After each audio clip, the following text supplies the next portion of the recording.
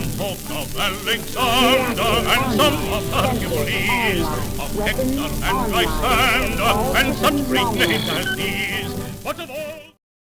Hello and welcome to today's Battlemech review. Today we're going to be looking at the Shadowhawk, which you've probably seen about 1,000,000 times in different tridios and other shows, as it's often called the Plucky Protagonist machine, mostly because Grayson Det Carlisle used one at the start of his mech career, and we've had some very fun time looking at how exaggerated those stories were in a way. I mean, I'm not discounting that Grayson Carlisle was a good pilot, but being able to take out a Crusader while also fighting off a Marauder in a single Shadowhawk is a little bit exaggerated. We do know that the Great at Legion Tridio show is an adaptation of reality, basically, based on what they had available for mechs at the time. As a member of the 275 Mafia, you will see the Shadowhawk quite often, and there's a lot of different things to talk about in regards to that machine. So let's get into it. So where does this poster boy of the 275 Mafia really come from? The idea for medium mechs really comes from wanting to have some support units for your bigger assault mechs, which were the original battle mechs, so basically your Mackie, your Emperor, and your Banshee. That role originally fell to the Kudo, which is more or less a forgotten mech now. You've got a few of them running around that there was rebuilt during the Jihad, but it's still not a common machine in any way, shape, or form, at least not nowadays. This original basic design had a large laser and a 10-rack LRM on its shoulder in order to flank for the larger mech and outrun the larger mechs as well to be able to get into better position. It wasn't super tough either at 9.5 tons of primitive compound armor, but it did the job fairly well, and it paved the way for all those other mediums we see nowadays, basically. The Shadowhawk comes from Lang Industries and engineer Roger Taylor originally. And what did he do when he was told that they needed to build a brand new support machine? Well, rather than copying what already existed with the Kudo, he went in a kind of a new direction.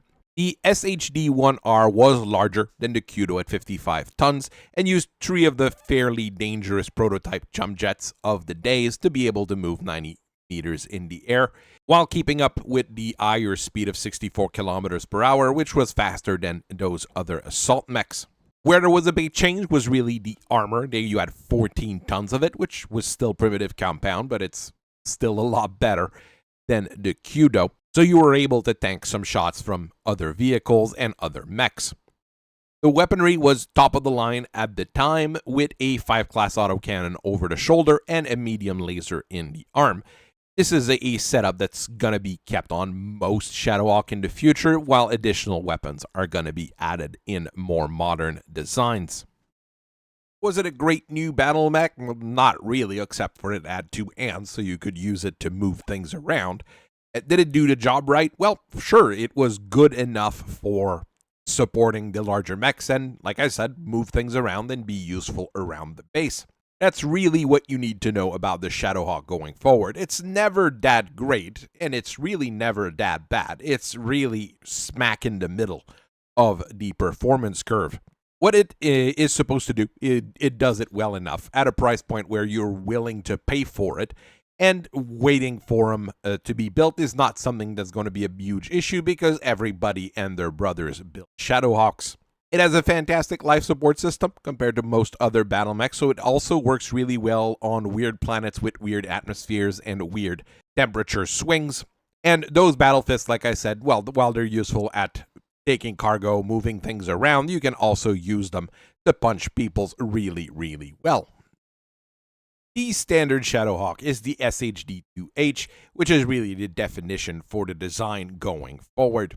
It's built around that Cortec 275, it has a top speed of 86 kilometers per hour and can only jump 90 meters compared to most other mechs in the 275 Mafia, who are able to jump a little bit further.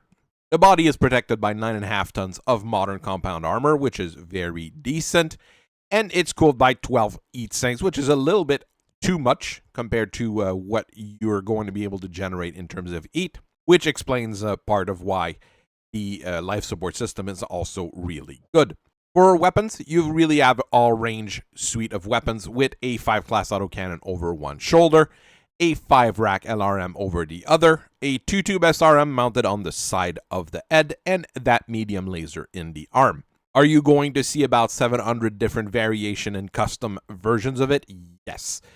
This is really your basic Shadowhawk, and the one that is going to be modified over the years to new designs, and the one that's probably been used by mercs and other outfits all over the inner sphere in their own personal configurations. There was a royal upgrade to the Shadowhawk which came out in 2752 and revamps the design to make it more into a specialized close-range brawler. The shoulder gun remains, but it's replaced by a LB-10X autocannon, which gives you a little bit more flexibility in types of rounds you can use, and is significantly heavier. Both missile launchers are now 2-tube Streak SRMs, and you have one medium laser on each arm. The heat sinks are upgraded to doubles, and the ammo on the design is protected by case. With the skeleton, it's made of endo steel, the armor is made of ferrofibrous. It's fairly reliable, it's going to be able to last quite some time. But you do lose on that long-range support that the original Shadowhawk was able to provide. The next models that were built by the Hegemony are the militia Shadowhawks, which are really weird in my opinion. The SHD-3H is a bit of an odd duck. It replaces the SRM-2 from the original 2H with a pair of Volkers 200 machine guns that are really good at fighting infantry. The production run for this was fairly limited. There's a few upgrade kits that float around, and you will see some mercs having the same kind of design on their 2Hs. They did push this to the extreme with the 3H2, which was also meant for militia work and was extensively rare. It only uses a 220 engine rather than the 275 and ferrofibrous armor to have some sort of weird mid-range upgrade. For weapons, you add 3 4-tube SRM for all sorts of smoke, incendiary rounds, anti-infantry situation, or even pepper spray, basically. And you also mount a pair of vehicular grenade launchers for some reason. This one is not a machine that you're going to see. I'm pretty sure I haven't even touched any of them in my life. And it's not something that people have been hunting for in order to be rebuilt either. We're then moving out of the Terra Hegemony to the various successor states during the Succession War. And during this first Succession War, both House Kurita and House Davion were badly hurt and had quite a few production issues. But what they had was a lot of Shadowhawks in stock, so they decided to each have their own upgrade program for them. House Davion's upgrade is rather crazy. You take out 5 tons of armor because who needs armor? And what you do is add a second 2-tube SRM and a second medium lasered in order to give you a, well, they say massive, but just an upgraded short-range punch. This makes it a suicide ambusher. It's pretty terrible. You've got basically a light mech's armor on a medium mech.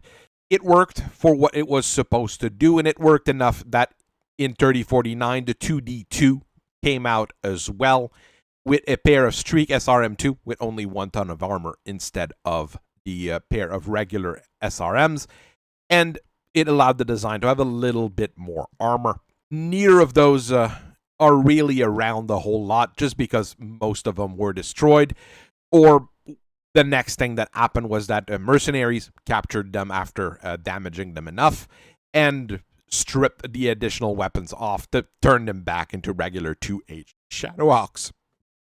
Kurita's upgrade kit in 2803 is basically called the knockoff Griffin by quite a few people with the SHD-2K.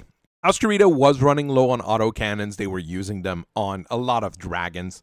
So what they did was swap the gun on the shoulder with a PPC. The only other weapon that is kept is the 5-rack LRM, and you add 5 extra heat sinks on top of it. It's oversynced, but it's a pretty decent design overall. It works for what it's supposed to do. Quite a few of those ran around enough that you still see some, at least in various modified states. With so many Shadowhawks running around, obviously, it was one of the first mechs to receive an upgrade kit when Elm's data was recovered and re-understood. The first of the new mechs was the SHD-5M from Aus Merrick. It's a massive overhaul here, with the engine being replaced with an Hermes 275XL, and you put 2 extra jump jets in so you can jump the full 150 meters. The heat sinks are swapped with double heat sinks, and you're still running fairly cool because the weapon upgrade is pretty straightforward. The autocannon is replaced with an ultra version, so you get double the firing speed. The LRM rack is now a much larger 20 rack LRM, and the SRM launcher is now a Streak 2. Everything is upgraded at what was available using Elm's technology. The medium laser is still a standard, but you're going to see quite a few with ER medium lasers having been put in, just because, well, the technology was available, and modifying Shadowhawks is a national pastime for most techs. Steiner, on their side, made an odd refit with the HHD-5S, which is meant to be a scout. It used the Beagle Active Probe and a Guardian ECM to have decent electronic warfare equipment, and you put half a ton of supply in the ED so the pilot can stock food, cigarettes, or whatever he needs in the back of the ED. The engine is upgraded to a 330XL, which is combined with 150 meters of jump range. And for weapons, you get a large laser in the right arm and 2 medium laser in each side torso. The left arm has a medium pulse laser and a tag for artillery spotting. This makes it a very good raider, on top of being a decent scout. I've never seen those in huge amounts. They're fairly rare, and not the first thing people think of when they think of Shadowhawks. But I think it was a decent idea that wasn't really iterated on in the future. Further down the line, the Shadowhawk was part of Project Phoenix weapons program, and the new setups for the Shadowhawk came to a head in 3066 with Aus Davion releasing the SHD-5D. The skeleton is rebuilt using endo steel, and the head is now fully detachable for ejection, like on most of those Project Phoenix machines. The LRM launcher is completely removed, and the 5-class autocannon is replaced with a 2-ton fed rotary 5-class autocannon, which gives you a massive improvement in terms of firepower. Each arm now has a medium laser, and the end-mounted SRM launcher is now a 4-tube Streak SRM. Armor is ferrofibrous, ammo is kept in case bins.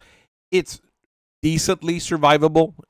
2 tons of rotary AC5 ammo won't last you very long if you're firing at full auto speed, but if you're controlling your rate of fire, or if you're making sure that every shot counts, you're going to be able to use that machine for an extended period of time. At the other end of the inner sphere, the SHD-7M came out using an endo steel chassis to save a bit more weight compared to the 5M, which was the previous machine from Aus Merrick. You get 10.5 tons of standard armor, which is pretty good. It's an upgrade from what you had before.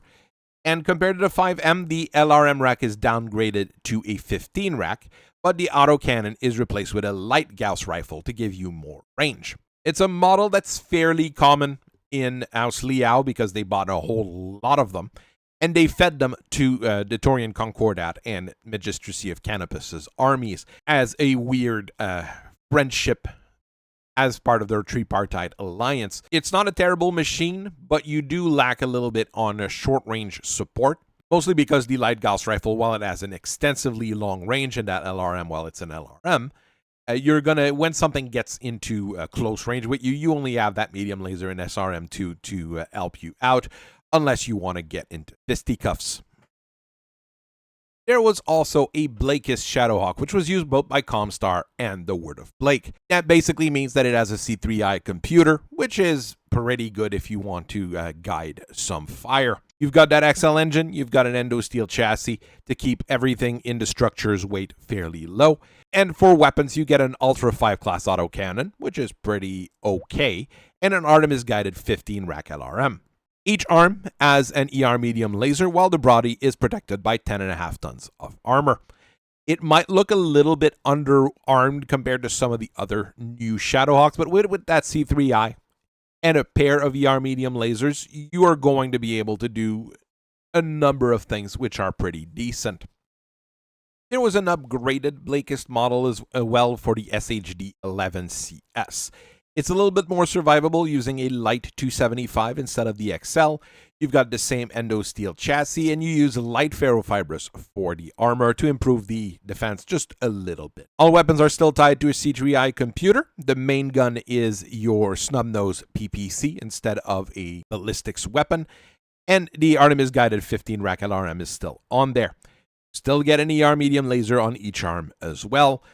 You basically lose a little bit on the range since the snub-nose PPC has a shorter range than the Ultra AC5, but you do gain on survivability, and the cost does go down here. Using a light engine instead of an XL drops the price by a couple million, making it a very nice militia machine for the Word of Blake.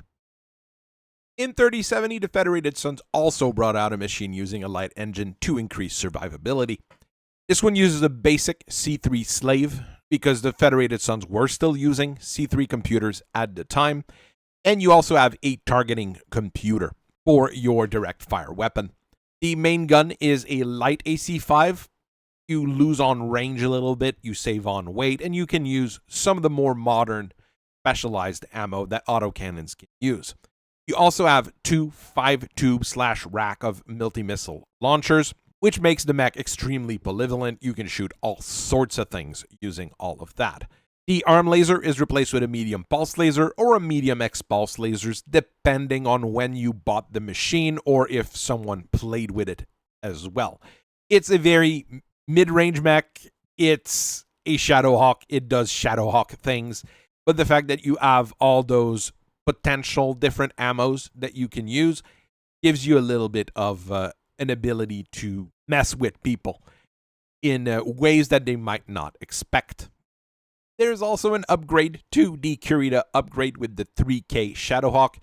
It's a simple kit that uses double heat sinks to save on weight. The shoulder mount is now mounted with an heavy PPC as well, and the 5 rack of LRM is replaced with a MML launcher. Your arm laser is an ER medium laser to give you just a little range. The armor is replaced with heavy ferrofibrous, so you get extra protection, and the ammo is protected by case for that missile launcher. You also get a C3 slave to help out with the targeting if you're in a C3 Lance. Pretty decent mid-range upgrade. Once again, I think it will do the trick for most people who buy them. Honestly, I really hadn't done much with the Shadowhawk except for buying some Merrick models, but in 3070 they did drop the SHD-8L. Uses an XL engine and 7 improved jump jet to go up to 210 meters in the air. Your main gun is a plasma rifle, which is backed by a 5-tube rack of MML and a medium variable speed pulse laser, which gives you better damage at shorter range and decent accuracy. I'm never a fan of those improved jump jets, but this one is decent enough. I mean, it falls in the category of it's a Shadowhawk, basically. Clan Ghost Bear did build the SHD-12C for the Rasselhaig Dominion using basic inner sphere technology to save on price. The engine is a 330XL, giving you a higher top speed of around 96 kilometers per hour, and you've got 4 jump jets giving you a jump range of 120 meters. You get light ferrofibrous and endo steel to round out the structure with 12 double heat sinks. Honestly, I'm not sure why you would use inner sphere light ferrofibrous in this case. Regular clan ferrofibrous would be in production in the region, and in terms of logistics, having a single source of ferrofibrous would be superior than having to build different types of armor for different types of mechs. I'm not Clan Ghost Bear. For weapon, you have an heavy PPC, a 7-tube rack of MML, giving you decent firepower, and an ER medium laser. Once again, I'm pretty sure a lot of those machines were also upgraded to clan grade equipment at some point. We just don't have any specifics on it. I'd have to probably reach out to my contacts in Clan Ghost Bear to see if they made a SHD-12CC or something along those lines, but it's a machine that you're going to see a few times floating around. I did reach out to contacts and I did get some information here. There is a Shadowhawk 12cc, more or less. I had to crunch the numbers while I was messing around. It's still uses an Endosteel and XL engine that is inner sphere based, just because that's what they have the factories for. But the rest of the equipment is clan graded, ranging from the heat sinks to the ferrofibrous armor. It's very well protected, with on a almost 98, most 99% of coverage for the armor. As far as weapons go, it uses a medium pulse laser and a clan ERPPC. You get a little bit more firepower out of that medium laser, and the ERPPC is more efficient than the heavy PPC was. The shoulder-mounted missile launcher is a 6 tubes ATM with 1 ton of each of the standard ammo, and you get extra heat sinks to vent the heat. The big change is the 2 extra jump jets that are added, giving you the maximum jump range on a mech that can go 96 kilometers per hour. There is an odd new design from the Republic of the Sphere with SHD-5R, which uses a 220 XL, so a smaller engine, but also an XL engine to save on weight, and it still uses the 3 jump jets to get the 90 meters of jump range. You get your standard ER medium laser, a Streak 2-tube SRM, and a light AC-5, so where does the rest of that weight goes? Well, it goes into a set of 4 Thunderbolt 5 missile launcher and 4 tons of ammo. That's going to be a lot of, larger missiles that can be intercepted by anti-missile systems. With 4 of them, you're going to be saturating people fairly quickly, and you do have the ability to shoot those indirectly as well, like an LRM. So I do think they are pretty decent, at least at that particular size. But this is not a mech that I've actually had the chance to fight very often. Another newer model is the SHD-7H, which uses an Endosteel chassis and a light engine to save on weight, but doesn't increase the machine's mobility.